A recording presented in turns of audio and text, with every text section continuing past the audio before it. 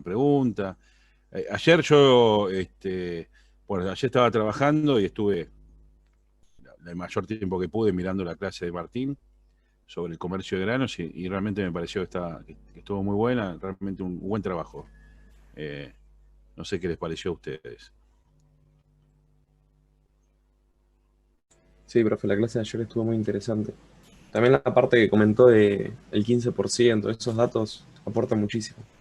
El 15%, ¿sobre qué 15%? Que por ahí esa parte me la perdí. La Sobre, parte que separaban los barcos antes, los granos, que por el 15% era embolsado. de embolsado, ¿sí? Eso para separar en la bodega. Eso se usa para equilibrar el peso en los barcos, ¿sí? Eh, y para separar también si hay dos tipos de grano distintos, o es una forma de estivar la carga y mantener el peso parejo, ¿sí? También. Este, bueno, Martín tiene mucha experiencia en exportación de granos. Él hace muchos años que está en San Pedro. San Pedro, eh, si bien tiene una especialidad en relación a otras aduanas, que es la exportación de fruta, que ya medio que lo perdió, es otro que le fueron ganando San Pedro. Eh, También es una aduana que exporta granos, tiene creo que un puerto de exportador de granos, ¿no? Yo tuve la suerte de trabajar en la aduana de San Lorenzo, que es una aduana netamente exportadora y sobre todo de productos agrícolas de producción primaria. O sea, hablamos de grano, de harina, aceite a granel, pellet de soja, todos productos de extracción primaria. Y bueno, conozco y he visto cómo es toda la logística de los granos y realmente eh, es tremendo cómo trabajan, cómo entran los buques, cómo salen. Eh, yo estuve en el año 2017, que justo había un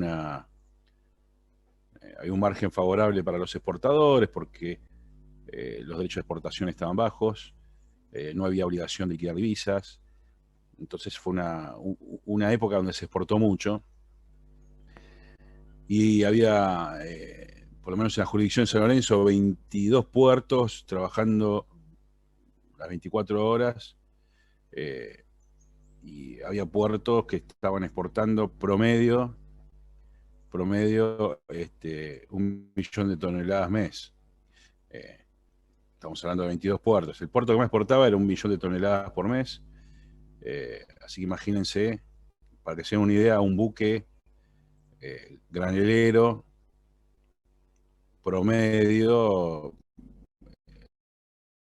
toneladas. Así que bueno, saquen la cuenta y se van a dar cuenta del movimiento de barcos y todo lo que eso genera, todo lo que genera el impacto en la economía, ¿no? Eh, pero bueno, por eso digo que tengo un poco de autoridad para hablar del tema y la verdad, como lo explicó Martín, estuvo muy bueno. Eh, Después nos quedamos hablando un rato que terminó la clase y él está como instructor dentro de la FIP. Estuvo dando para lo que es la región Rosario, donde está, que en realidad es región hidrovía, donde se encuentra la aduana de San Pedro. Él estuvo dando el curso de clasificación arancelaria, el superior de clasificación arancelaria. Eh, que bueno, lamentablemente pasó lo mismo que pasó acá con su problema de salud, no lo pudo terminar, no pudo completar, siguió otro docente. Y le dije que podría dar como una introducción al comercio de granos, la operativa aduanera en el comercio de granos, que realmente eh, está muy bueno para elaborarlo. Acá pasa un tema con lo que es, eh, hay por ahí una contradicción, que si bien es la exportación de granos, yo cuando hablo de granos me refiero a todos los productos agrícolas, ¿no? Eh, Representan más del 80% del volumen exportable de la Argentina, de lo que se exporta en Argentina. Eh, las operaciones de granos están concentradas en muy pocas personas. Prácticamente se da una relación inversa. Lo que es manufacturas, que es el 20% del volumen exportable, emplea casi al 80% de lo que son los profesionales y técnicos de la materia. Bueno, de forma contraria a lo que es agropecuario, lo que es las operaciones agropecuarias, aduaneras, se emplea el 20% de la actividad. Por eso es importante, y además la distribución, ¿no? Si bien hay muchos productores, como decía Martín, él hablaba del mercado de granos y demás, a donde se busca el precio, ¿sí? Por eso se convierte en un commodity, porque los precios se regulan por el mercado.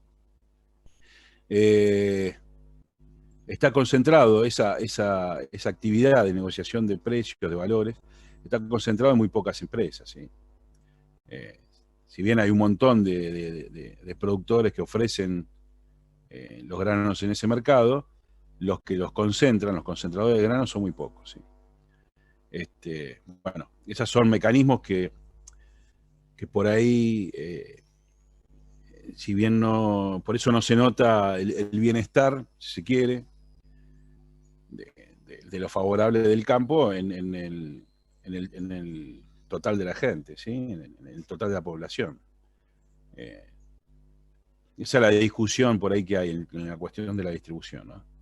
Bueno, esa es la discusión que tenemos ya, bueno, ya no, creo que desde siempre. Bien, más allá de eso, la operativa existe, es genial, sí. Perdón, acá me hace una pregunta.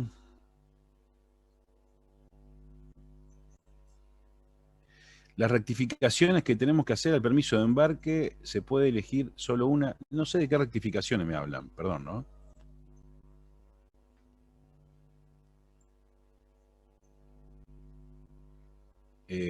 Mayra Vique me pregunta las rectificaciones. ¿A qué te referís, Mayra?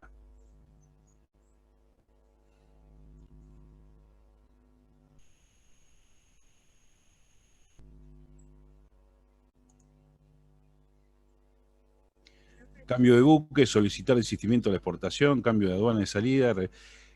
¿Esto por qué me lo estás... ¿Quién te lo pidió eso? No te escucho bien. Perdóname.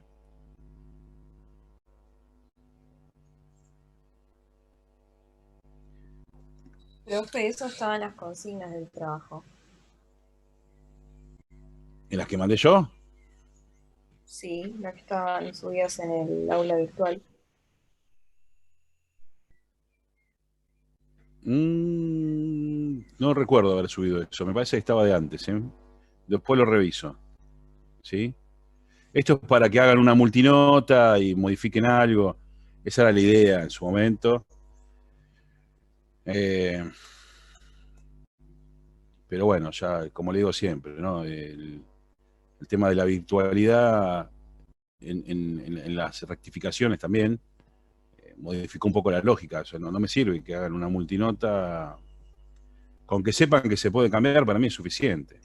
Bueno, por ejemplo, esas van a ser algunas de las preguntas de la defensa del trabajo, ¿no? ¿Se puede cambiar un buque?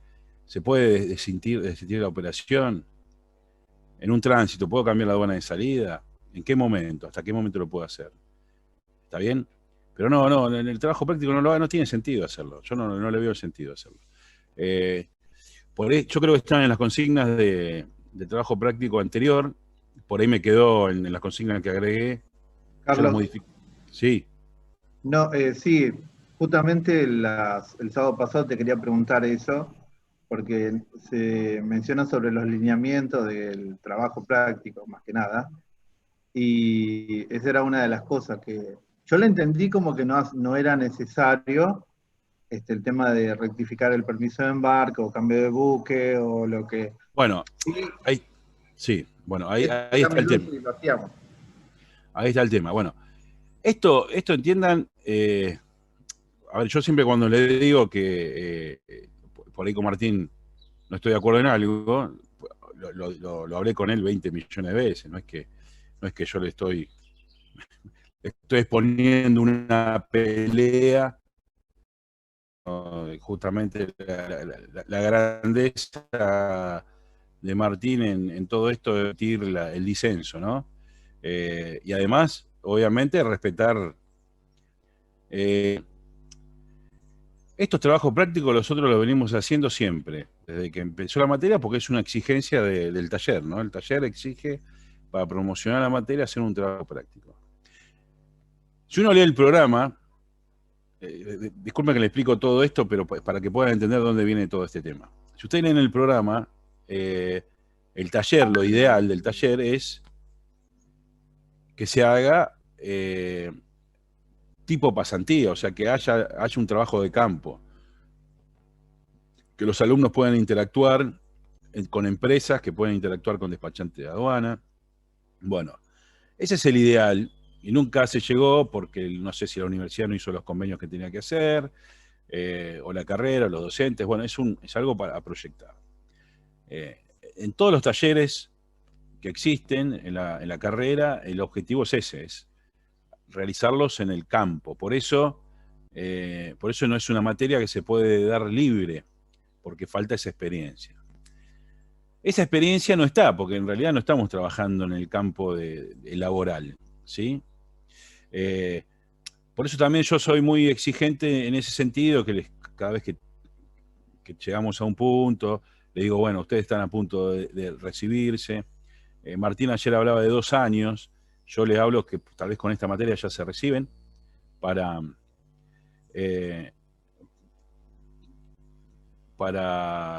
ser técnicos, ¿no? Entonces ya son profesionales universitarios, son técnicos universitarios.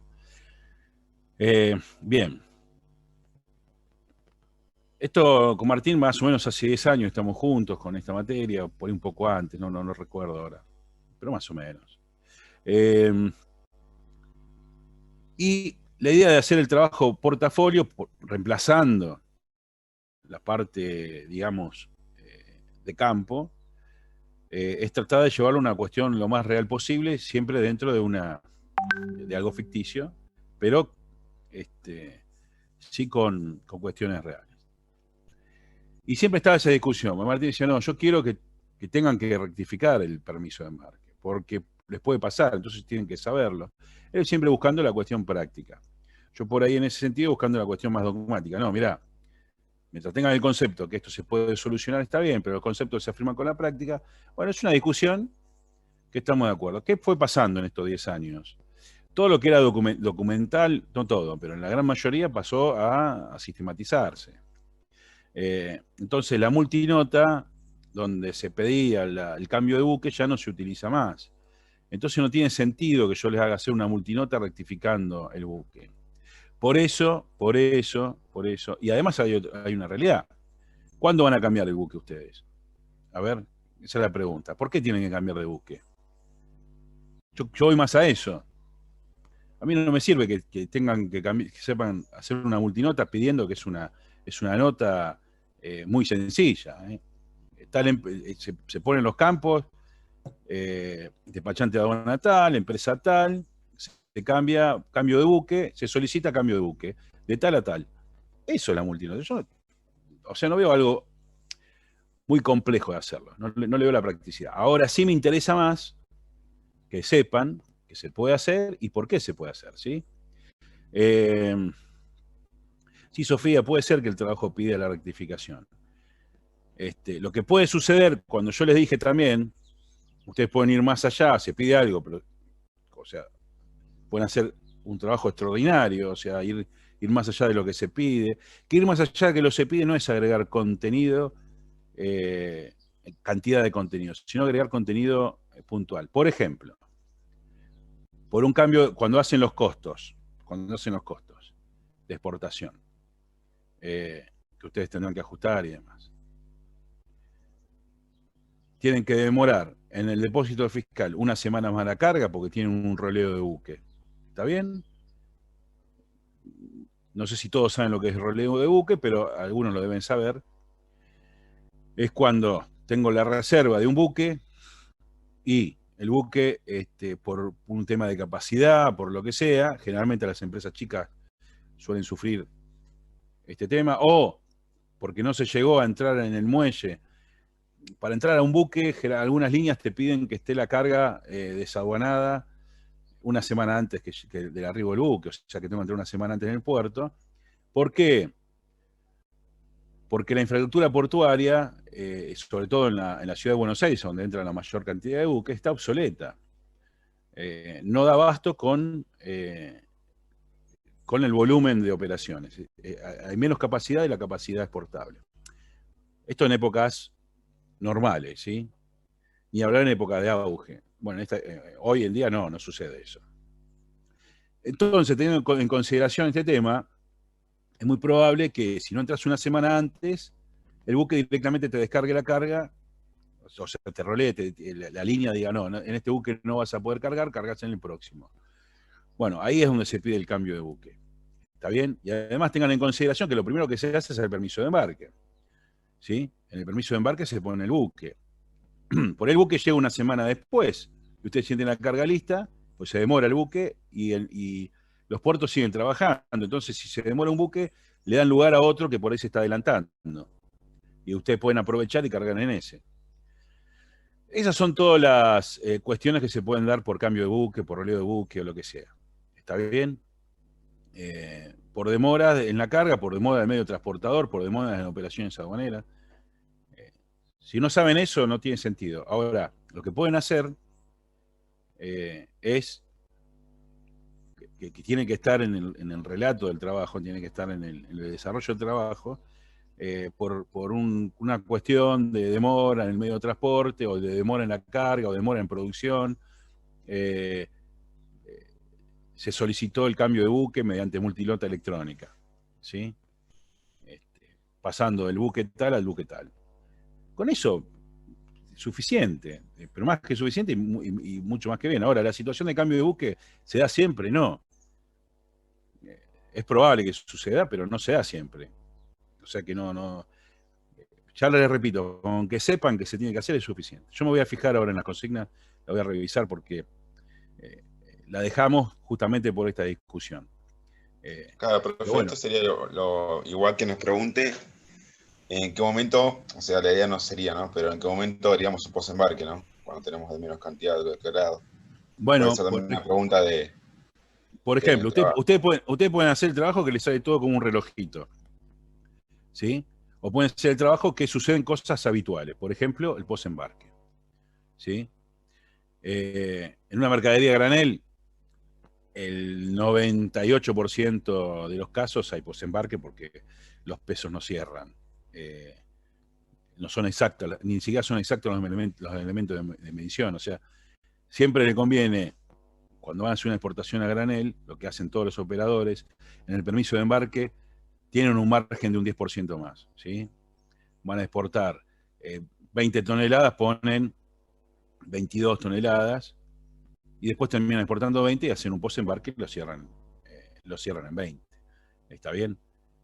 ¿Por qué? Porque si después se les va de 20, si ustedes declaran 20 y se les va a 20 con, no sé, con 500, ¿sí? 20 toneladas y media, se van de los márgenes y tienen, o no, por ahí están dentro del margen, pero tienen que hacer una liquidación manual para pagar la diferencia de derechos y demás. ¿Está bien? O sea, el post-embarque es muy común que se haga. El roleo de buque es muy común que se haga por una cuestión simple. La infraestructura portuaria, y sobre todo en la ciudad de Buenos Aires, o en el puerto de la jurisdicción de la aduana de Buenos Aires, está obsoleta. No tiene los accesos adecuados, la capacidad de estadía o de almacenamiento está saturada. Por eso se trabaja con depósitos fiscales que también no le dan las medidas para soportar determinado volumen de carga. Por eso la lógica o lo natural del volumen de exportaciones se pasa a otros extremos, a la aduana de La Plata para las operaciones del sur y a la aduana de Campana para las operaciones del norte.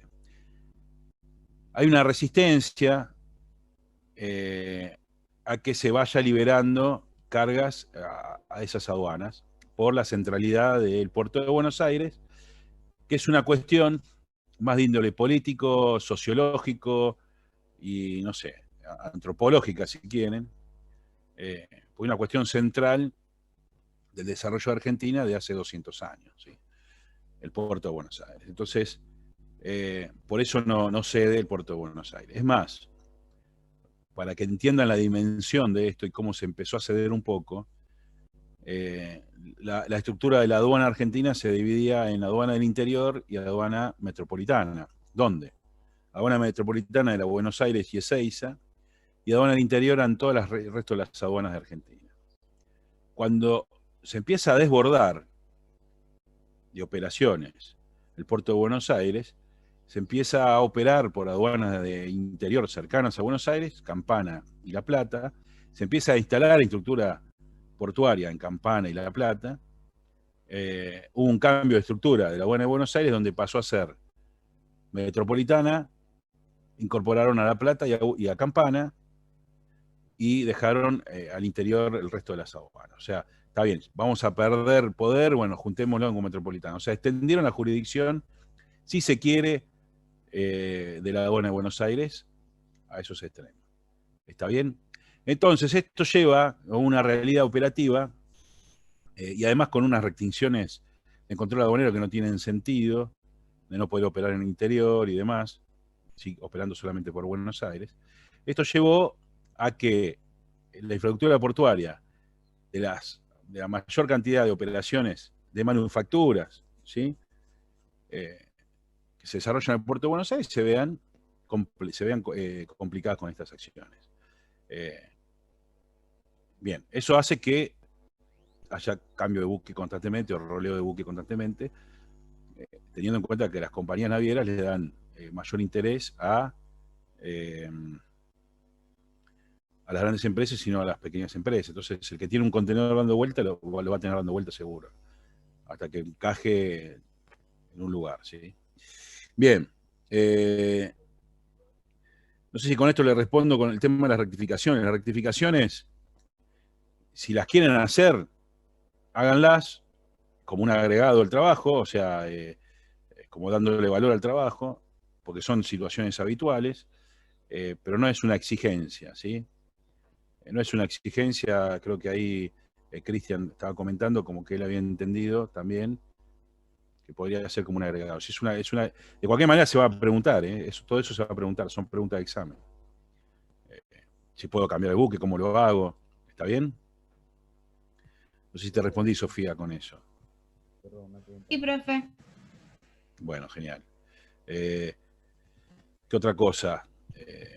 A ver si por acá escribieron algo. Profe, ¿le puedo hacer una pregunta? Sí, cómo no.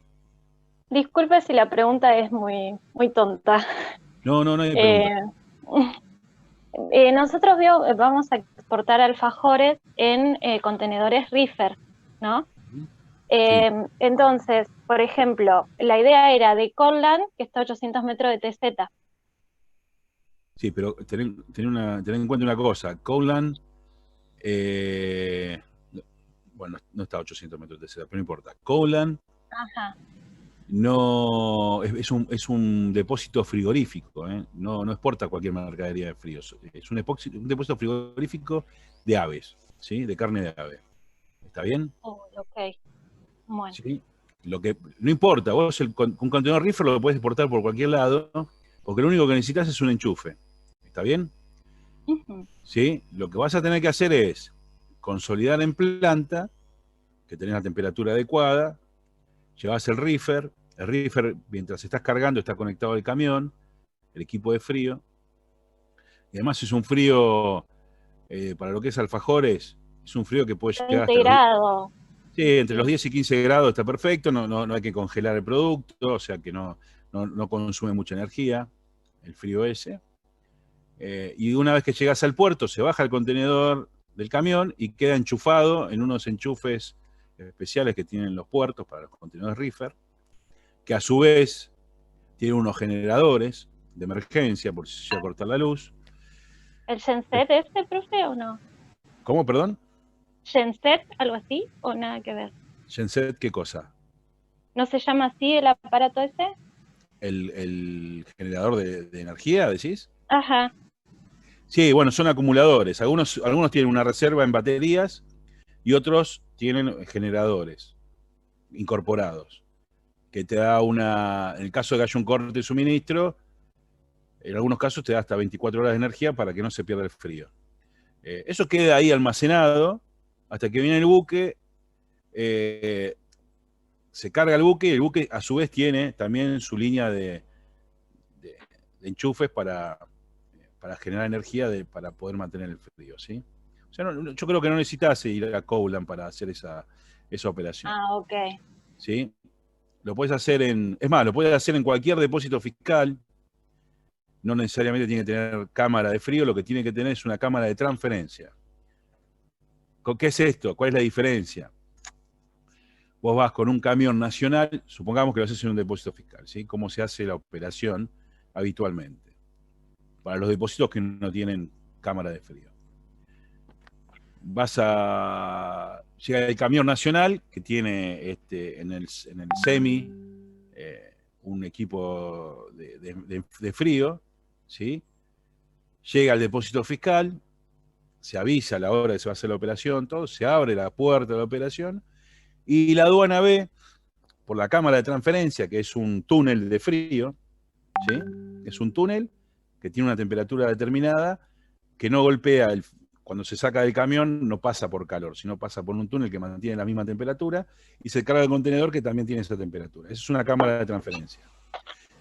Por ejemplo, en Campana hay 2 depósitos que tienen cámara de transferencia. Uno es Servitrack, que se usa lo usa para la fruta y para otras mercaderías también.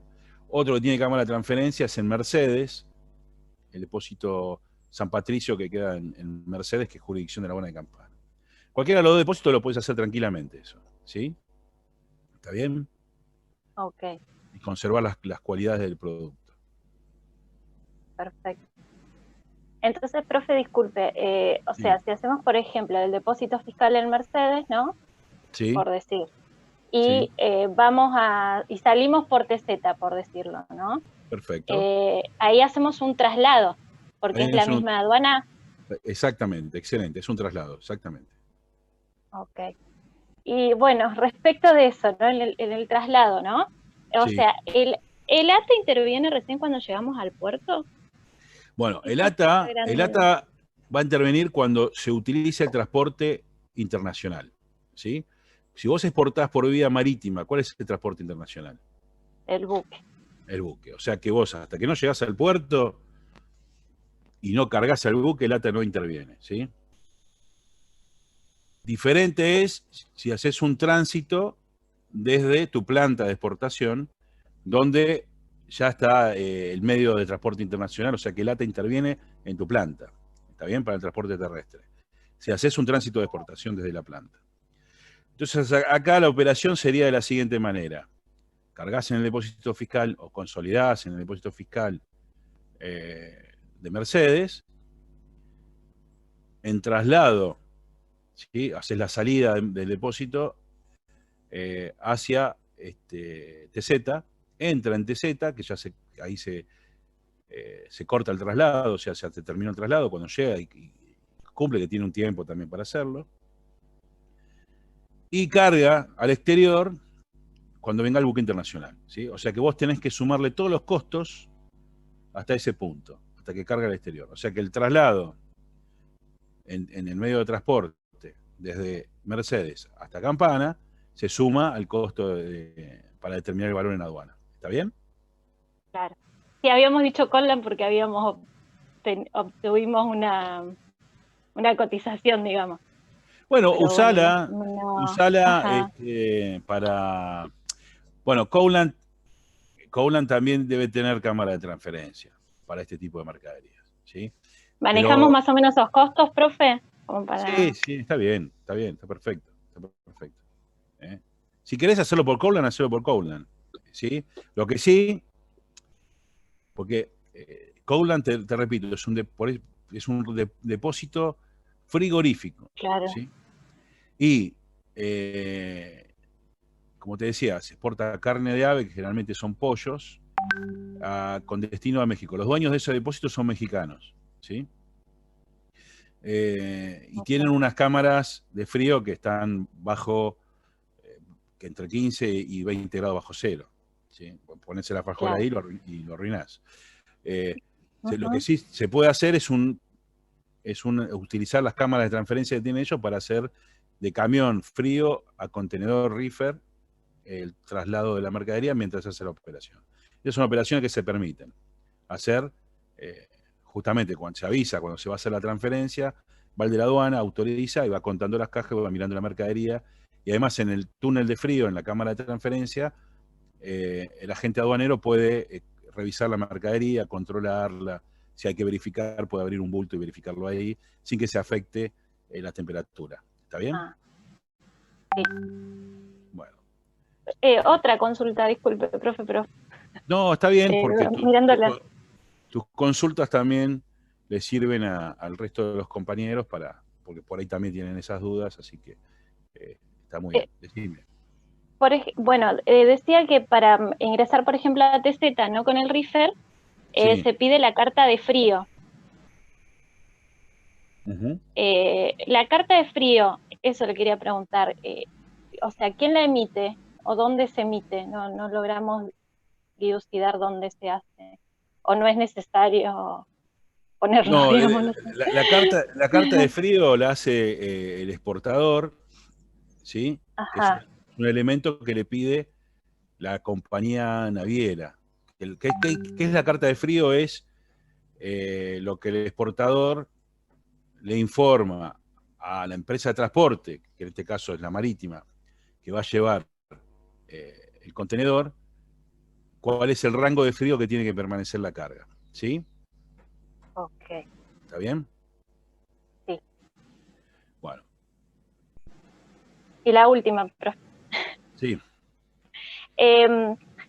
A ver, el camión, por ejemplo, ¿no? Tiene que ir a buscar el contenedor a la terminal. Porque, por ejemplo, bueno, cuando vimos Cortland hace el retiro del contenedor, ¿no? Y bueno, Sí. y va al depósito fiscal. Cuando va a hacer el retiro del contenedor, ¿no? ¿Qué documentación tiene que presentar el transportista para que le den el contenedor? O sea, ¿el booking? ¿El booking o...? No. El tema es así. Para los contenedores, todo lo que es contenedores, hay un régimen especial aduanero, ¿sí? Que regula el ingreso y egreso de contenedores al territorio. ¿Está bien? Yo no me acuerdo el plazo, pero creo que son 480 días que permiten que esté el contenedor. O sea, es 1 año y medio. Un año y medio creo que es. Bueno, no recuerdo bien los plazos, pero aproximadamente es 1 año y medio que puede estar el contenedor extranjero en el territorio. Muchas veces, depende del estado del contenedor, los dejan, porque les sale más barato pagar los derechos de importación que llevárselo, repararlos y etcétera, ¿sí? Eso lo va a manejar el operador de contenedores. En los sujetos que reconoce el código aduanero, hay un apartado que habla de otros sujetos donde se agrega todos los que no están discriminados anteriormente, como puede ser el despachante, el agente de transporte, el importador, etc. El operador de contenedores es el responsable de cumplir, es la persona técnica responsable de cumplir con los plazos de permanencia de los contenedores, tanto dentro o fuera del territorio, dependiendo de qué origen sean esos contenedores. El operador contenedor tiene que informar hoy se hace todo por sistema, es un formulario que se hace por sistema, a la aduana, donde esté ese contenedor, cuando está vacío, a dónde va a ir, qué mercadería va a retirar y cómo va a volver. El contenedor te lo asignan, ¿sí? Con el booking. El booking le reserva el buque y te dan el contenedor. ¿Está bien? Algunas compañías. Disculpe, ¿el booking lo tenemos que adjuntar en el trabajo? aguardame que termino la idea y después te respondo, ¿sí? Porque si no, nos perdemos. En el booking va a estar el contenedor, ¿sí? Donde, y además, en el mismo booking generalmente sirve o se le adjunta el contrato del rental del contenedor. ¿Está bien? Ok. No es lo mismo el rental de un contenedor reefer que un contenedor seco, ¿sí? Un contenedor dry, ¿sí? Entonces, en la conformación del flete marítimo vos tenés el flete puro, digamos, propiamente dicho, el rental del contenedor, la estiva dentro del buque, algunos impuestos de combustible y demás, y eso conforman todo lo que es el precio del BL, ¿sí? El precio final del flete. Dentro de ese precio está el rental.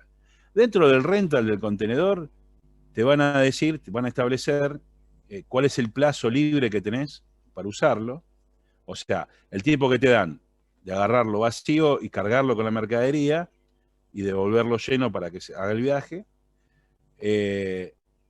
Y también, que eso ya pasa al importador, el plazo que lo tenés para devolver, una vez que lo retiraste del puerto, sacaste la mercadería, tenés un plazo para devolverlo. Pasado ese plazo, te empiezan a cobrar un rental adicional por la estadía del contenedor. ¿Está bien?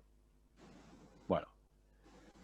Para ingresar a zona primaria aduanera, o para retirar un contenedor de zona primaria aduanera, si está vacío, la forma de retirarlo se retira con las puertas abiertas, no puede salir cerrado, donde se revisa que está el contenedor vacío, que no sale con ninguna mercadería, y sale mediante un formulario electrónico que lo confecciona el operador de contenedores. ¿Está bien? La aduana tiene un sistema que es seguimiento de contenedores, o consulta de contenedores, en donde entra el guarda aduanero de control de salida, consulta el número de contenedor y él le va a decir, el contenedor tal, no se venció el plazo de permanencia, está bien en ese, bueno, y le va a decir que está en condiciones o que no está en condiciones. Si está en condiciones, el contenedor sale. Si no está en condiciones, el contenedor queda y se lo intima al operador del contenedor a que resuelva la situación, ¿sí? A que regularice la situación. Eso sería cómo se opera con los contenedores. ¿Está bien? Sí, profe, gracias. Sí, Sofía, vos me habías preguntado algo del booking. Sí, si lo teníamos que adjuntar. Repito,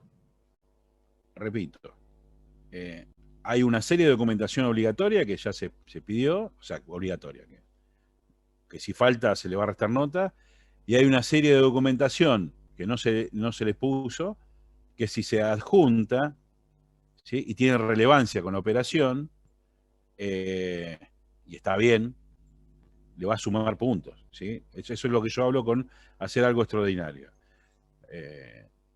Ahora, me adjuntan un booking y hacen operación terrestre, no tiene sentido, o sea, en vez de sumar van a restar en ese caso, ¿sí?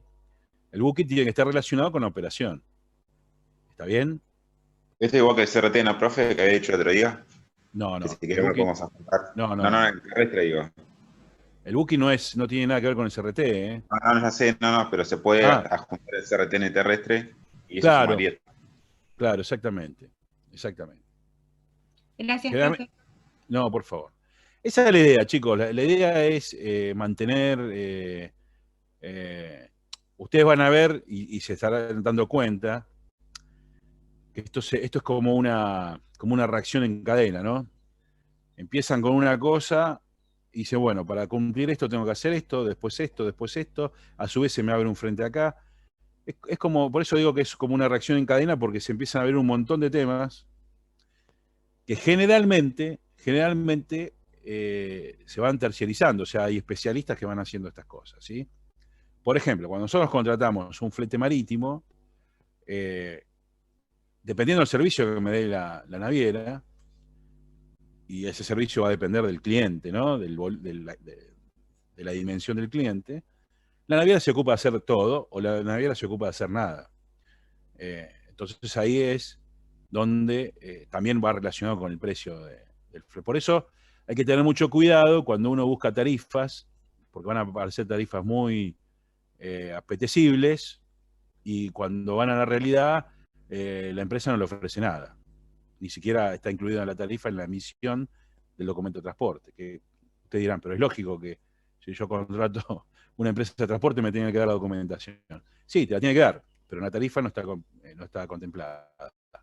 Entonces, bueno, suele suceder eso, ¿sí? Que ven un flete internacional en $1.200 y hay empresas que lo ofrecen en 500, y bueno, resulta que en esos 500 lo único que está es el flete puro. Después te suman el contenedor, la emisión de documentación, si la temperatura baja, si la temperatura sube, te van cobrando, y resulta que terminas pagando más que la opción que parecía más cara. Y además tenés que hacer todo el trabajo. Bueno, eso dependiendo el servicio que dan las empresas. Yo siempre recomiendo, por lo menos por experiencia, yo estuve 2 años en una empresa, dentro de otras actividades que tenía, contrataba el flete internacional. Y me resultó, es una empresa relativamente chica, o sea, teníamos no más de, entre camiones y fletes marítimos, no más de 20 operaciones al mes. O sea, relativamente chica la empresa.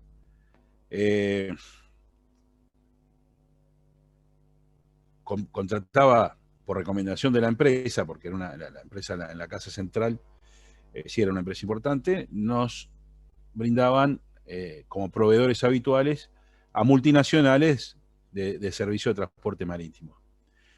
Y realmente nosotros teníamos una estructura para manejar todo, y los fletes no eran buenos. ¿Cómo lo resolvimos? Empecé a trabajar con forwarders, ¿sí? Con cargadores que subcontratan. ¿Me cobraban lo mismo? Me cobraban lo mismo, pero en la facturación terminaba siendo más barato porque no había adicionales. Y además ellos se encargaban de hacer todos los trámites que había que hacer. ¿Está bien? Entonces, bueno, a veces dependiendo del nivel comercial o el tamaño de la empresa, es bueno trabajar con proveedores que respondan al mismo tamaño. ¿Sí? Para que se iguale en preponderancia la actividad comercial y tener respuestas de un mismo nivel. A veces cuando tenemos una empresa relativamente chica o mediana y trabajamos con una empresa de transporte internacional, que es un monstruo multinacional, obviamente como no influimos en su negocio, la atención que nos van a dar como cliente va a ser mínima. En cambio, si tenemos una empresa de transporte donde podemos ser relevantes como clientes, la atención va a ser máxima. Y nos van a respetar y nos van a cuidar. Por eso yo entiendo que es bueno trabajar siempre, entender, posicionarse como en un nivel, como empresa, y tratar de trabajar con los proveedores de ese mismo nivel. ¿Se entendió, no? ¿Cuál es la lógica, no? En esto. Lo mismo pasa con las multinacionales, ¿no? Las multinacionales, por ejemplo, una automotriz no tiene otra alternativa de trabajar con un monstruo gigante en el transporte internacional, porque por ahí carga un buque entero de mercadería. ¿Está bien? Que empresas chicas no lo van a poder abastecer. Esas son las cosas que hay que tener presente. Bueno, no sé en qué me quedé con todo esto. ¿Quieren que veamos el tema de las divisas? ¿Cómo se hace para liquidar divisas? ¿Y cuáles son los plazos y demás? ¿Vamos con eso? Bueno, vamos a hacer una cosa. 10 minutitos. 10 minutitos. Tomamos un vaso de agua, un cafecito, preparamos el mate y volvemos, ¿sí? Son y 25, menos cuarto. No, menos 25, perdón. Y 35, ahí está. Vamos a ver. Volvemos y le explico eso. ¿Les parece? Vamos viendo ese tema. Bueno, profe.